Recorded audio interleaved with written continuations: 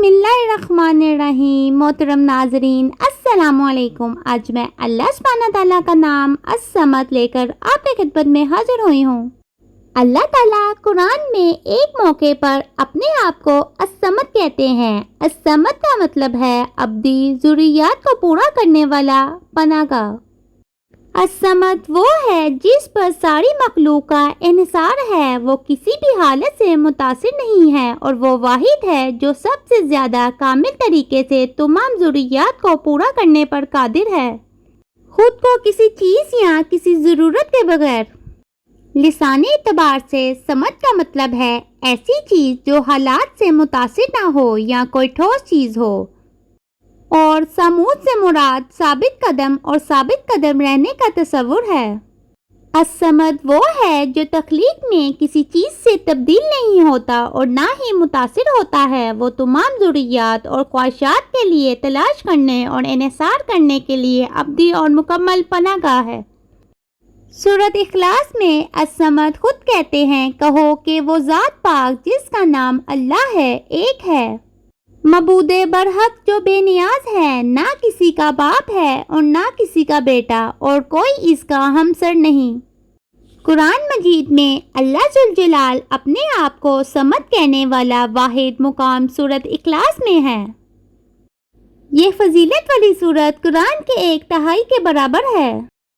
ये सूरत मुख्तसर है मगर हैरत अंगेज तौर पर खूबसूरत सूरत अल्लाह ताला की ज़ात, इसकी वादानियत, इसकी समदियत, इसकी बेमिसाली का बयान है। अल्लाह ताला ने इस सूरत को अहले मक्का के लिए एक ताकतवर जवाब के तौर पर नाजिल किया, जिन्होंने रसूल अल्लाह सल्लल्लाहु अलैहि वसल्लम से अपने रब और इसका नसब बयान करने के लिए कहा। और फिर ये कि इखलास क्या है, ये खालिसन उसके लिए और उसकी खुशनुदी हासिल करने के लिए काम कर रहा है, क्योंकि वो अल-अहद, वाहिद और यकता है।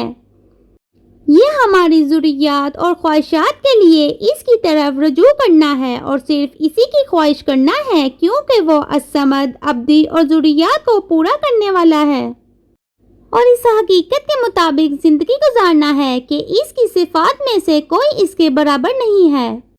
और फिर ये कि स्वाब हासिल करने के लिए कसरत से सूरत इखलास की तिलावत करें, लेकिन इतना ही नहीं, हर लफ्ज़ को समझें और अल्लाह के अस्मा के मुताबिक ज़िंदगी बसर करें। इस सूरत की तिलावत करें और दूसरों से इसके बारे में बात करना पसंद करें, जैसा कि आप अपने रब को बयान कर रहे हैं। और फिर ये कि अस-समद के मायने में से एक वो है जो खुद मुख्तार और बेनियाज हो।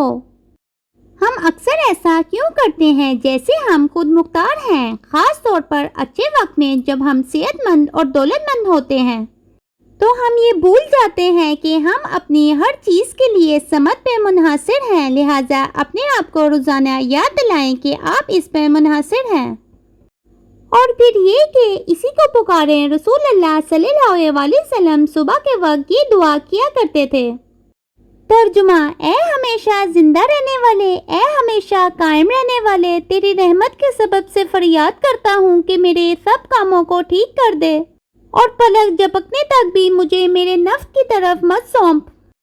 इस दुआ को याद करें और इसको सच्ची ख्वाहिश के साथ कहें, अस-समद पे अपने इन्हिसार का मुकम्मल एहसास करते हुए।